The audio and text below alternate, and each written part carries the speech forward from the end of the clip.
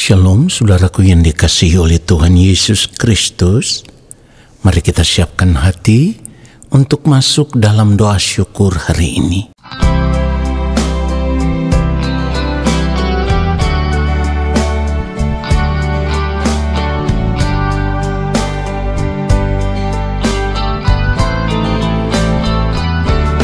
Dengan apakah seorang muda mempertahankan kelakuannya bersih dengan menjaganya sesuai dengan firman-Mu?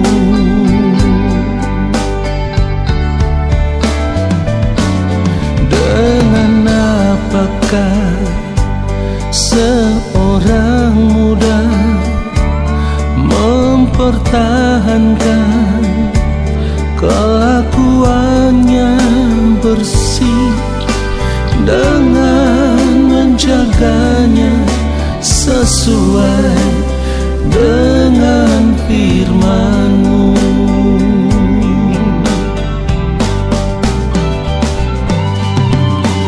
Dalam hatiku aku menyimpan janji-Mu,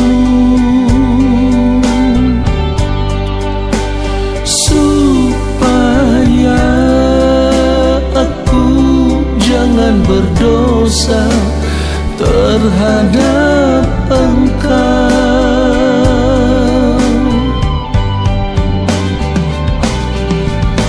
Dalam hatiku aku menyimpan janji-Mu, supaya aku jangan berdosa terhadap Engkau.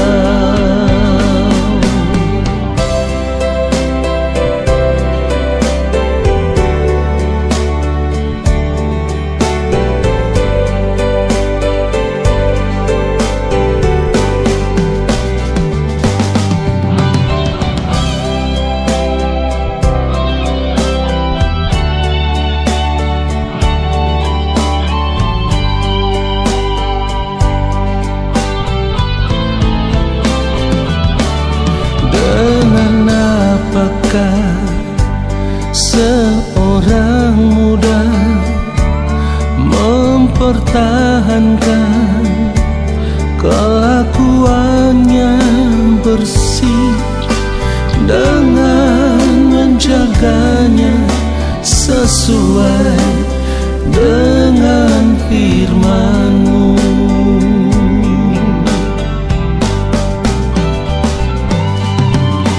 Dalam hatiku aku menyimpan janji-Mu,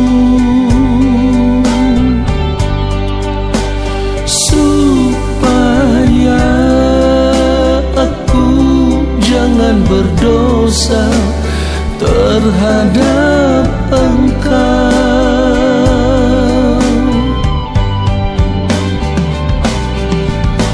Dalam hatiku aku menyimpan janji-Mu,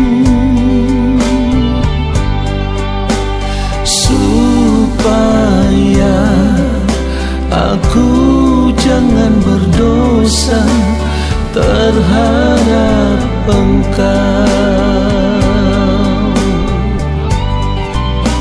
Supaya aku jangan berdosa terhadap Engkau.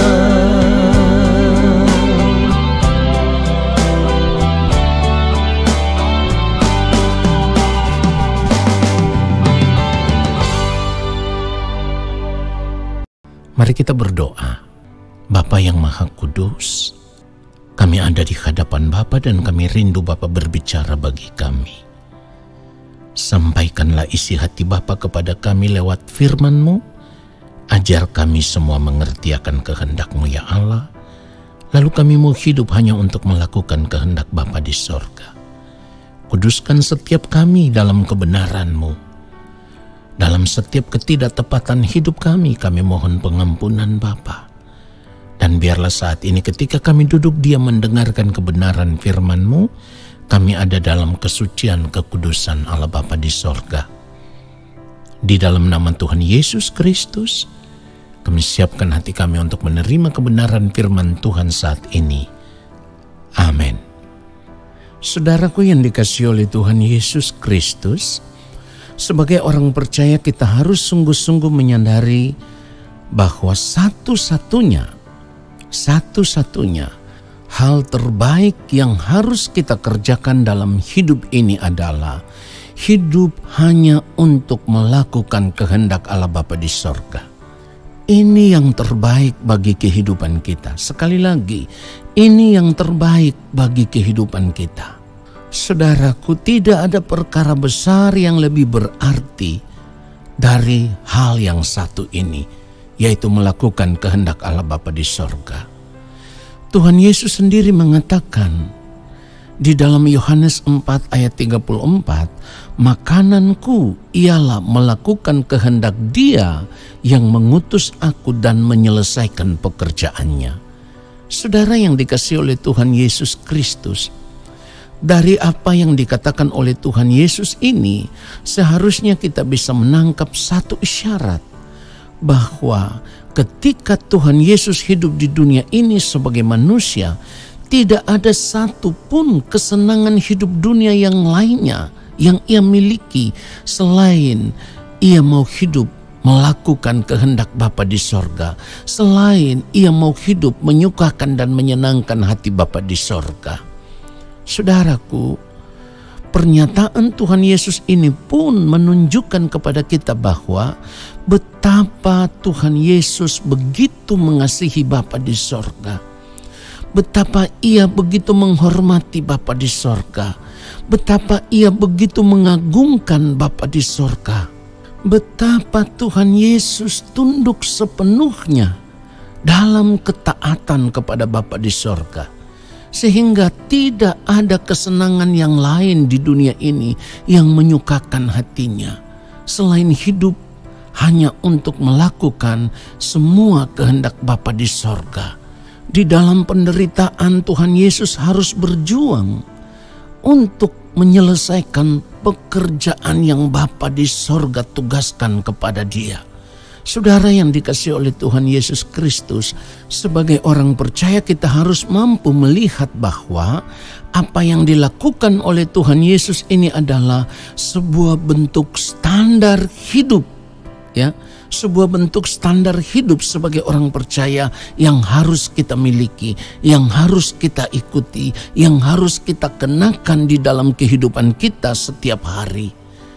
Artinya, kita harus menyadari bahwa di dalam hidup kita saat ini tidak ada perkara lain yang lebih besar. Tidak ada perkara lain yang lebih penting.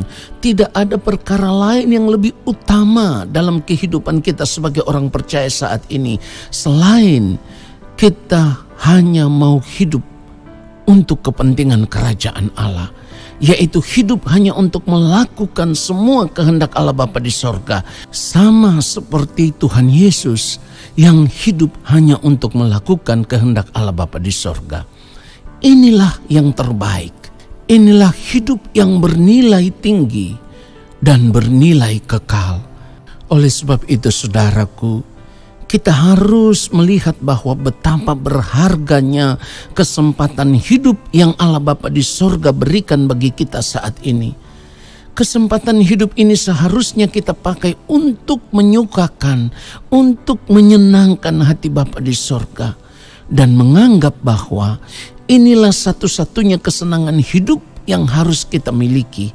Kesenangan hidup seperti inilah yang juga dimiliki oleh Rasul Paulus, sehingga ia bisa berkata di dalam Filipi pasal 1 ayat 21, karena bagiku hidup adalah Kristus dan mati adalah keuntungan.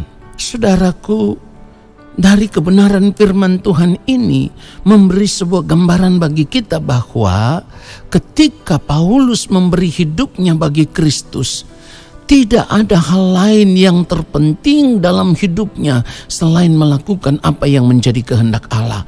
Dan itu satu-satunya kesenangan hidupnya.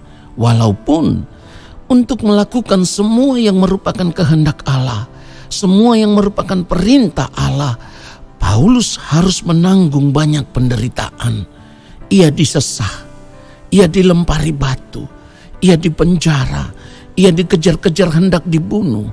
Ia harus karam kapal berhari-hari, menahan lapar, dipatok ular, dan banyak hal lain yang membuat Paulus begitu menderita dalam perjalanan pelayanannya. Tetapi semuanya itu ia lakukan dengan hati yang begitu mengasihi Allah. Dari cara hidupnya, dari pelayanannya, kita bisa melihat bahwa penderitaan tidak bisa menghalanginya untuk tetap hidup melakukan kehendak Allah Bapa di sorga, yaitu melayani Tuhan untuk menyampaikan Injil Kristus sampai ke seluruh dunia. Saudara yang dikasihi oleh Tuhan Yesus Kristus, pertanyaannya sekarang adalah bagaimana dengan hidup kita? Kalau mau jujur, kehidupan kita terbalik dengan kehidupan Tuhan Yesus, terbalik dengan kehidupan Rasul Paulus. Kalau Tuhan Yesus rela menderita demi melakukan kehendak Allah Bapa di sorga dan menyelesaikan pekerjaannya, kalau Rasul Paulus rela menderita demi menyampaikan Injil Kristus kepada banyak orang, maka bagi kita mengikut Yesus, percaya kepada Yesus dengan harapan supaya kita diberkati dan bisa menikmati kesenangan hidup dunia saat ini. Inilah cara hidup banyak orang percaya saat ini, saudaraku. Ketika tidak diberkati, mereka mulai mundur dan berbalik meninggalkan Tuhan. Saya harus katakan dengan tegas, ingat baik, Tuhan tidak rugi kalau saudara meninggalkan Tuhan. Saudara, kenapa demikian? Kenapa ada begitu banyak orang percaya yang tidak rela untuk menderita? Kalau menderita berbalik meninggalkan Tuhan, kecewa sama Tuhan. Saudara, hal ini terjadi karena mereka lebih suka hidup menikmati apa yang dunia tawarkan saat ini. Sehingga apa yang Tuhan Yesus perintahkan, apa yang Tuhan Yesus tawarkan, cara hidup yang benar di hadapan Bapa, supaya hidup melakukan kehendak Allah Bapa di sorga, itu sama sekali tidak menarik bagi banyak orang saat ini. Sama sekali tidak menarik. Yang menarik bagi mereka adalah ketika mengikut Yesus harus diberkati. Nah saudara, kenapa ini terjadi? Yang pertama, karena kita sudah terlanjur menerima didikan dunia yang salah. Yang kedua, karena selama ini kita sudah terlanjur menerima pengajaran yang salah. Yang diajarkan adalah kalau mengikut Yesus pasti diberkati. Dan ini adalah penyesatan terselubung yang tidak pernah disadari oleh banyak orang percaya. Bagaimana mungkin kita bisa menerima pengajaran seperti itu kalau Tuhan Yesus sendiri berkata, untuk mengikut Dia, serigala mempunyai liang, burung mempunyai sarang, anak manusia tidak mempunyai tempat untuk meletakkan kepalanya.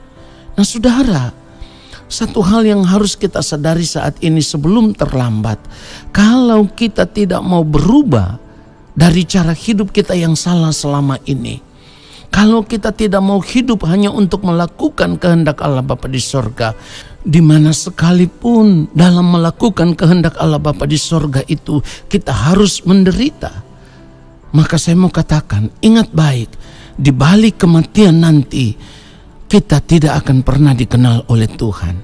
Tuhan Yesus sendiri berkata di dalam Matius 7 ayat 21, bukan setiap orang yang berseru kepadaku Tuhan, Tuhan akan masuk ke dalam kerajaan sorga, melainkan dia yang melakukan kehendak Bapakku yang di sorga. Perhatikan itu saudaraku. Jadi ingat, tidak ada jaminan lain yang dapat membuat kita bisa diterima di dalam kerajaan Allah Bapa di sorga selain kita hidup melakukan kehendak Allah Bapa di sorga. Melakukan kehendak Allah Bapa di sorga sama dengan kita hidup mengerjakan keselamatan dengan takut dan gentar. Dan ini menjadi bukti bahwa kita begitu mengasihi Bapa di sorga lebih dari apapun. Kiranya kebenaran firman Tuhan ini memberkati kita semua. Haleluya. Amin. Mari kita berdoa. Terima kasih Bapa di sorga untuk kebenaran firman-Mu yang sungguh menyadarkan kami. Kami mau mengambil keputusan hidup yang tepat di sepanjang sisa umur hidup kami. Kami mau berjuang untuk hidup hanya melakukan apa yang menjadi kehendak Allah Bapa di sorga saja. Kami mau hidup benar, hidup di dalam kesucian, hidup di dalam kekudusan, hidup tidak bercacat, tidak bercela, dan taat melakukan apa yang menjadi kehendak-Mu ya Bapa di sepanjang umur hidup kami. Supaya ketika waktu-Mu tiba bagi kami ditemukan benar-benar berkenan di hadapan-Mu ya Allah. Kami mau hidup sama seperti yang mulia Tuhan Yesus Kristus telah hidup. Kami rindu Bapa menemukan kami pada akhirnya. Kami serupa dengan Kristus, sempurna seperti Bapa di sorga yang adalah sempurna. Ini kerinduan kami ya Bapa. Roh Kudus Tuhan, ajar kami untuk mengerti akan kehendak Bapa di sorga. Lalu kami mau hidup hanya untuk melakukan kehendak Bapa di sorga. Terima kasih Bapa. Saat ini kami mengangkat tangan di hadapan Bapa, kami percaya Engkau akan memberkati kami. Segala berkat kasih karunia daripada Allah Bapa di sorga, rahmat cinta kasih yang berlimpah-limpah dari Tuhan Yesus Kristus, di dalam persekutuan yang manis dengan Roh Allah yang kudus, turun atas kehidupan kami, menyertai langkah hidup kami, dan memberkati kami, sekarang dan sampai selama-lamanya. Amin.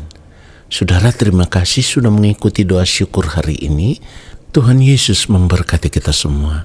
Shalom.